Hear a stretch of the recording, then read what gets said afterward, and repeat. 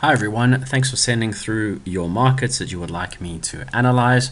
I'm going to go through them now one by one.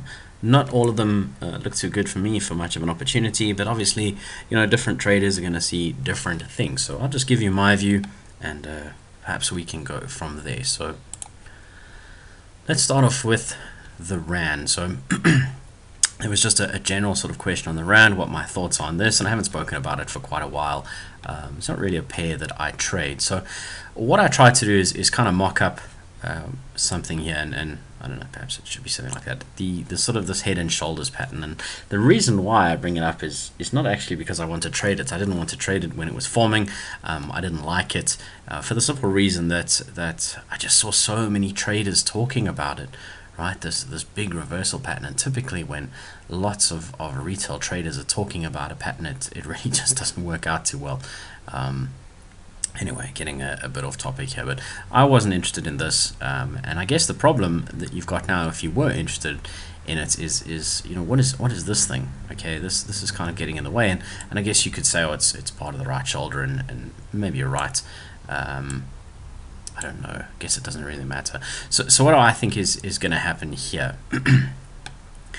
I think that we will break below this sort of 1412 area here. This would have been your head and shoulders neckline. I think just this move down here is sort of signaling that to us, and perhaps we'd come down. I've got it drawn here at about 1385, whatever it is, and kind of rest on these highs. And I think this move is going to be designed to catch a lot of retail traders offside. I don't think this down move is going to have any sort of follow through.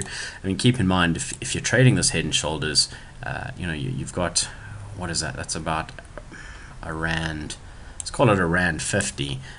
You would have a measured target of about a Rand 50 down. So that would be sort of somewhere down here, and I just don't see it. Of course, I could be wrong, but I just don't see it. I think price will break below this neckline, pick up a whole lot of sell trades, perhaps come down to about 1386, and then I think it'll be off it goes again, right? I don't think the sort of dollar bull market that we've seen is coming to an end, but that's just my take. Again, not really a market that I trade. Next pair that I wanted to have a look at was the sort of the pound yen. Now, this is quite an interesting one, looking at it on the daily time frame. Obviously, we had this really big bullish move on the pound across all the pound pairs, which has really kicked off this I guess uptrend. I don't see too much opportunity here right now. I'm certainly not keen on a short. The only time that I may look at a short is to see what happens here at about 149.30. You can see we've had this level up here where we've certainly seen a bit of interest in the past, and perhaps a bit of a change there. The only way that I would look at trading this is to have some sort of flag kind of structure. So perhaps on the 4 hour, let's go back there, some sort of structure on the 4 hour, some sort of unwind, which gives me the opportunity to put a smart stop loss in somewhere below this consolidation, which does not exist and may never exist, right? To then trade up. So it looks bullish to me. I don't have an entry that I really like.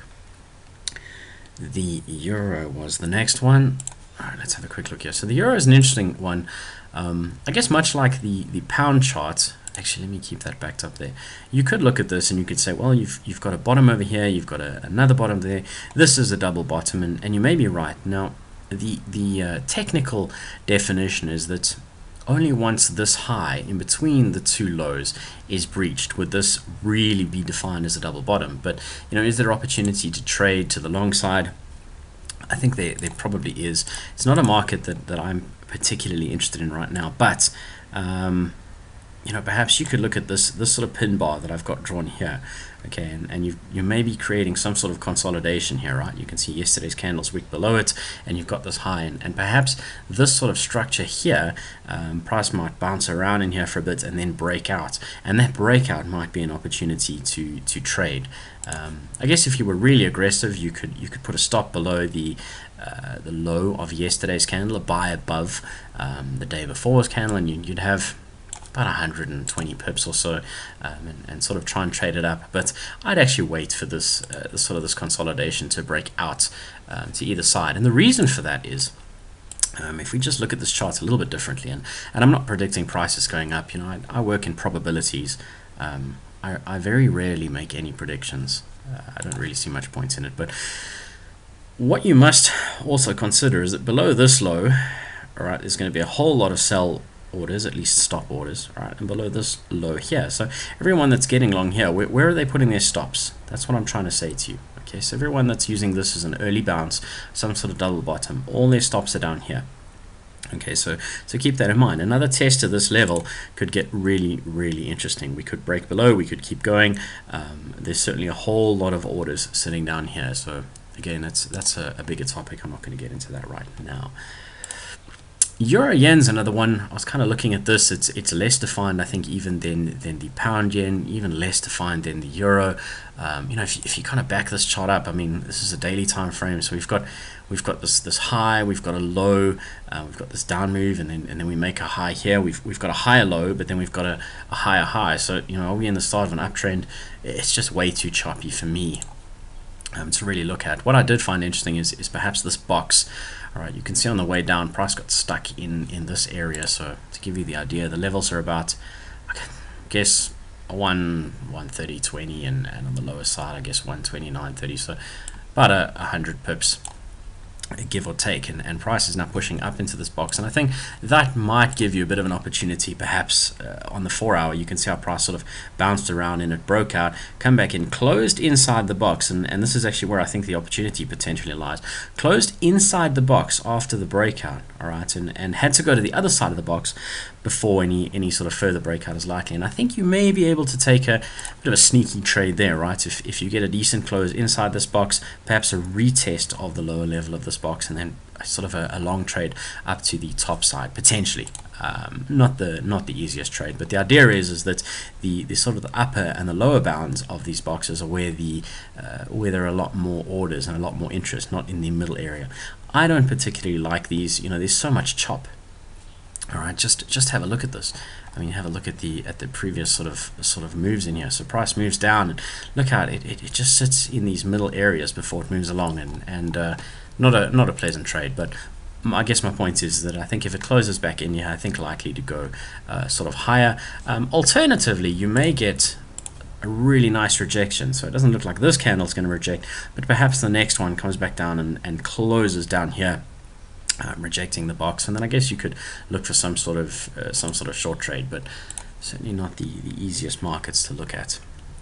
Pound Aussie was the next one, I think.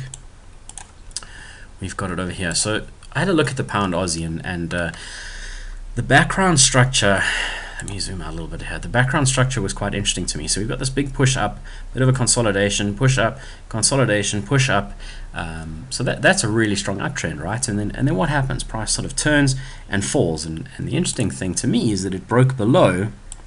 If I just extend this, kind of broke below the low of this swing low here. So that suggests that perhaps this uptrend is coming to an end. And certainly we've seen this move down in October. So I would sort of look more to the short side, which is counter to most of the pound moves, right? The pound is really strong, but then again, so is the Aussie at the moment. And then I moved over to this 4 hour chart, and this is the kind of the pattern that I see here. So I would need to see a break, I think, below this wedge type thing. All right, something down here, some sort of break below here, retest, and then look at selling to go to the low. So I prefer the downside. I don't quite like this.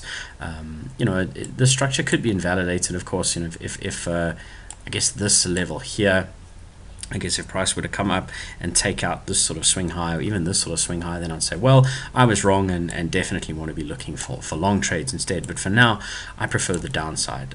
How you draw this consolidation, I guess, is well, it's really just open to debate, isn't it? I mean, we could do something like that. I guess you could probably make a channel. Not really right, but it's all the same kind of thing. We've got this move down. For me, price appears to be consolidating. The euro pound, so I've traded this last week actually. We saw this big move down. I saw this sort of this pin bar thing here on the 4 hour. I didn't trade that one. I just didn't enjoy the potential risk to reward. And then we saw another kind of channel down in this downtrend. This one I did trade. We had a nice sort of jump down on the open. So yeah, you know, that's been a nice little move. That. Unfortunately, though, I think on the sort of daily time frame, you're kind of running into an area where price has bounced before. Now, will it bounce again? Will it go through?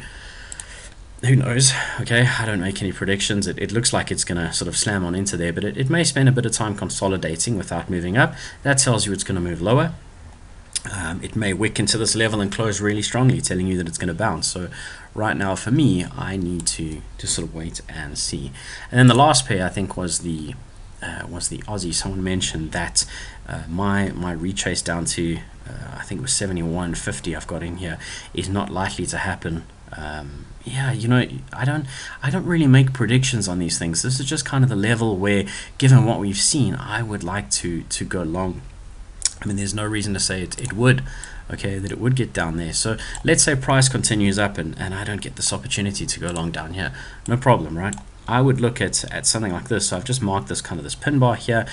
This pin bar tells me a few things. It tells me that up here, a lot of people were hoping to go long and price sort of wicked down, and there were a whole lot of orders up here. So all I'd have to do is just wait for price to sort of break above this level, and I trade above here. Okay, yeah, it doesn't really bother me too much. I think this just defined that my bias was now sort of to the long side with the information that we currently have. Thank you very much for your time. Any questions, please don't hesitate to send them through.